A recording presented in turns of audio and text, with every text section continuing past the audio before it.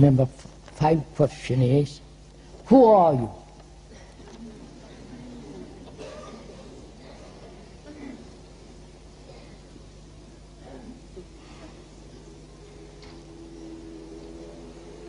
Is that an important question? Or would you say, who am I? Not who you are, who am I? And if I tell you who I am, what does it matter? It shall be out of curiosity, isn't it? It's like reading a menu at the window. You have to go into the restaurant and eat food. But merely standing outside and reading the menu won't satisfy your hunger. So, to tell you who I am is really quite meaningless. First of all, I'm nobody. Right? That's all. It's very simple as that. I'm nobody. But what is important is who you are. What am I? What are you?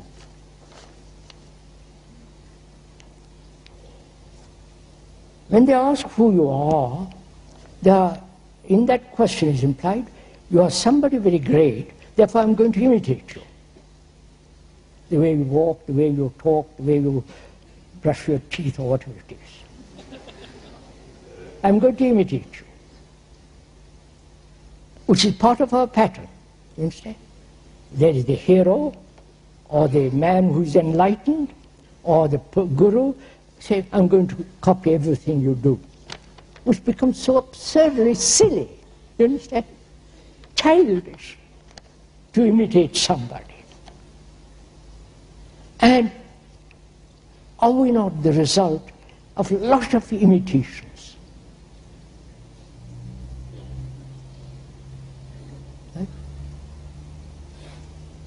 The religions have said,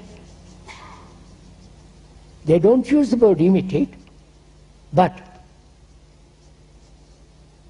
give yourself over, surrender yourself, follow me, I am this, I am that, worship, right?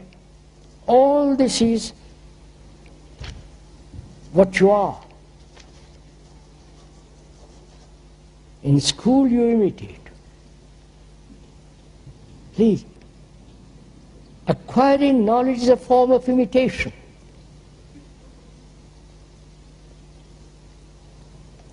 And of course there is the fashion, short dress, long hair, short hair, beard, no beard.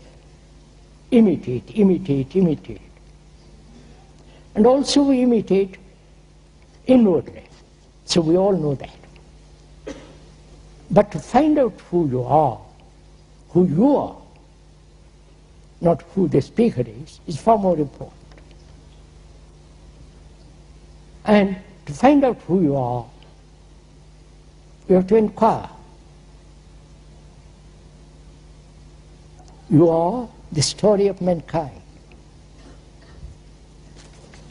which is really a very, if you really see that, it gives you tremendous vitality, energy, beauty, love. Because it is no longer a small entity struggling in the corner of the earth. You're part of this whole humanity. It has a tremendous responsibility, vitality, beauty, love. But most of us won't see this.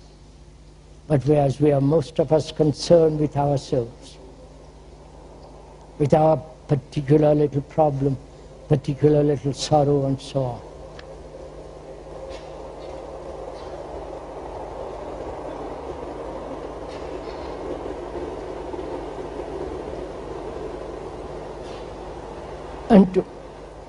And to step out of that narrow circle seems almost